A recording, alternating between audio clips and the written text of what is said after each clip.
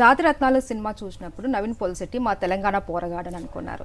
ఇప్పుడు ఈ అనగనగా ఒక రాజు మూవీ చూసిన తర్వాత ఆంధ్ర కుర్రాడు అని అనుకుంటున్నారు చాలా మంది. ఇంతకీ నవీన్ పోల్శెట్టి ఎక్కడ అబ్బాయి?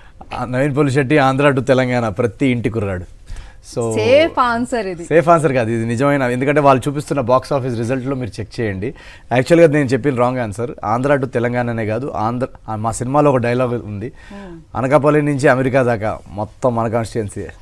సో అలాగే అనకాపల్లి నుండి అమెరికా దాకా నిజంగానే నన్ను వాళ్ళ ఫ్యామిలీ కుటుంబ సభ్యుడిగా నన్ను చూసుకుంటున్నారు. సో నేను అందరికీ చెప్తుంటా, మీరు ఒక ఐటీ జాబ్ చేస్తే లేదా ఒక డాక్టర్గా ఏది జాబ్ చేసినా, మీరు దేవుడు మనం పుట్టించిన ఫ్యామిలీలో 4-5 ఫ్యామిలీ మెంబర్స్ ఉంటారు. కానీ దేవుడు నాకు ఈ ప్రొఫెషన్లో నన్ను హీరో చేసినప్పటి నుండి నాకు తెలుగు రాష్ట్రాల్లో, ప్రపంచవ్యాప్తంలో తెలుగు ప్రేక్షకులు ఎక్కడున్నా అక్కడ ఒక్కొక్క ఫ్యామిలీ ఉంది నాకు. సో వీళ్ళందరూ నన్ను ఒక కుటుంబ సభ్యుడు, మా ఇంటి అబ్బాయి అని నన్ను ఓన్ చేసుకొని మా సినిమాకి వచ్చి చూస్తూ. సో మీ క్వశ్చన్కి ఆన్సర్ అదే. నేను జెన్యూన్గా ఎవరిని కలిసినా మా ఫ్యామిలీ మెంబర్ ఒక ఎక్స్టెన్షన్ లాగానే నేను ఫీల్ అవుతాను అని ఫీల్ అవుతాను. సో ఆ ప్రేమ అభిమానం వాళ్ళు ఏదైతే చూపిస్తారో దానికోసం నేను మొత్తం పెట్టేస్తాను. నేను ఇంకా మీరు చూస్తున్న ఎనర్జీ అదంతా స్క్రీన్ మీద, అదంతా వాళ్ళు ఇస్తున్న ఎనర్జీ. అవును, ఎక్కడ కూడా అసలు ఇంత కూడా డ్రాప్ అవ్వదన్నమాట. అది వాళ్ళు. అవును. అయితే మనం ఫస్ట్ నుండి చూస్తున్నాము, కామెడీ బేస్లోనే రావడము, పంచులతోటి ఒక మస్కా కొట్టేయడం అలా చేస్తూ వచ్చారు. కానీ ఈ మూవీలో అనగనగా ఒక రాజు మూవీలో అయితే నాకు వేరియేషన్స్ కనిపించాయి. ఏంటంటే ఒకవైపు కామెడీ, ఒకవైపు ఎమోషన్స్, ఒకవైపు యాక్షన్స్, ఇన్ని వేరియేషన్స్ ఏంటి అసలు? ఏమైనా ఇంత చేంజ్ అంటే ఏమైనా మీరు చేశారా టీమ్ వర్క్ ఏమన్నా? అంటే నాకు ఒక గోల్ ఉండిందండి. ఏంటంటే ఈ సినిమాలో కొత్తగా ప్రూవ్ చేసుకోవాలని. మీరు అన్నట్టు ఇందాక జాతిరత్నాలు అనేది ఒక తెలంగాణ యాక్సెంట్ కదా. సో ఆంధ్ర సైడ్ క్యారెక్టర్ నేను ఎప్పుడు ట్రై చేయలేదు. సో యాజ్ అన్ యాక్టర్ నేను నా గోల్ పెట్టుకున్నాను అనమాట, ప్రతి సినిమాలో ఒక వేరియేషన్ చూపించాలి ఆడియన్స్కి అని. సో అందుకోసమని నేను అది టార్గెట్ పెట్టుకొని ఆ ప్రాంతం కథ రాసుకున్నాను. అండ్ సెకండ్ థింగ్ ఏంటంటే కామెడీ ఎక్స్పెక్ట్ చేస్తారు ఆడియన్స్ నుంచి. సో ఇంకా నెక్స్ట్ ఇమోషన్స్, నెక్స్ట్ వేరియేషన్స్ ఏం చూపించాలన్నప్పుడు నేను చెయ్యంది లిస్ట్ వేసుకున్నాను అనమాట. సో యాక్షన్ ఎప్పుడు చేయలేదు, పాట ఎప్పుడు పాడలేదు, డాన్స్ ఎప్పుడు చేయలేదు. ఈ 3 నాకు బోర్డు మీద కనిపించాయి అనమాట. సో ఈ సినిమాలో ఆర్గానిక్గానే ఆ 3కి స్కోప్ ఉండింది. సో ఇప్పుడు నేను అది చేద్దామని నేను దానికోసం బాగా మొత్తం ప్రాపర్గా యాక్షన్ సీక్వెన్సెస్కి ట్రైనింగ్ చేశాను, రిహర్సల్ చేశాను. డ్యాన్స్కి అయితే లిటరల్గా నేను ఫస్ట్ చాలా భయపడ్డాను.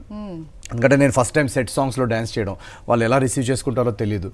సో దానికోసం నేను వీక్స్ అండ్ వీక్స్ రిహర్సల్ చేశాను. మీరు భయపడ్డట్టు ఏం జరగలేదు, అందరూ అన్ని యాంగిల్స్ రిసీవ్ చేశారు. అయ్యో అసలు నేను నిన్న ఫస్ట్ షో చూస్తున్నాను, పాటలకి అండ్ యాక్షన్కి థియేటర్లు మొత్తం విసిల్స్, నాకైతే గూస్ పింపుల్స్ వచ్చాయి. మా సినిమాలో డైలాగ్ లాగా కూర్చున్న వాళ్ళు చాలా తక్కువ మంది, అదే ఎగరెగిరి నవ్వడము, అసలు ఆ ఎంజాయ్ చేయడం అనేది మామూలు విషయం కాదు. ఆ 2 సీక్వెన్స్ పేలినప్పుడు నాకు సాటిస్ఫాక్షన్ వచ్చింది. ఓకే, యాక్షన్ లో కూడా యాక్సెప్ట్ చేశారు, డాన్స్ లో కూడా యాక్సెప్ట్ చేశారు.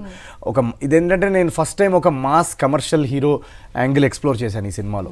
మిగతా లవర్ బాయ్, నెక్స్ట్ డోర్ కాబట్టి. సో మనం ఆ నెక్స్ట్ జానర్లోకి వెళ్తున్నప్పుడు ఒక నర్వస్నెస్ ఉంటుంది. అది వీళ్ళు ఇంత ఈలలతో నవ్వుతూ ఇంత రిసీవ్ చేసుకున్నారంటే నేను ఇంకా చాలా చాలా హ్యాపీ.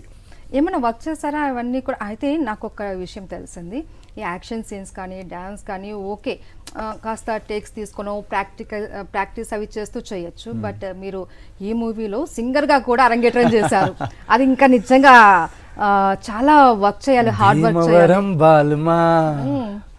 బాగా బీచ్ పోదామా. సో అది డెఫినెట్గా అది ఏమైందంటే మా మ్యూజిక్ డైరెక్టర్ మిక్కీ డిఫరెంట్ సింగర్స్తో ట్రై చేస్తున్నాడు అనమాట. అప్పుడు తనకి ఈ పాటలో ఒక అల్లరి ఉండాలి, అది సెట్ అవ్వట్లేదు నవీన్ అని అంటే, చంద్రబోస్ గారు మా లిరిసిస్ట్, మేము అందరం కూర్చున్నాం. ఏంటండి పాట అని నేను ఇలా లిరిక్స్ చదువుకుంటూ పాడుతున్నాను అనమాట. వాళ్ళిద్దరు నన్ను ఇలా చూస్తున్నారు, చూసి ఈ పాట నువ్వే పాడేస్తే బెటర్ కదా అన్నారు. ఏంటి నేను పాడడం ఏంటి, నేను కాలేజ్లో పాడేవాడిని, బట్ టచ్ పోయింది. లేదు నువ్వు పాడు ఒకసారి అని రికార్డింగ్ స్టూడియోకి తీసుకెళ్ళి పాడిచ్చారు. పాడి వినంగానే వాళ్ళందరికీ తెగ నచ్చేసింది, ఇంకెళ్ళిపోదాం అన్నారు. నేను కొంచెం నర్వస్గా ఉన్నాను. బట్ ఈరోజు మీరు థియేటర్స్లో చూస్తే కన్నా భీమవరం బాల్మ పాట రాగానే షేక్ మొత్తం. So thank you so much once again సింగర్గా కూడా నన్ను యాక్సెప్ట్ చేసినందుకు.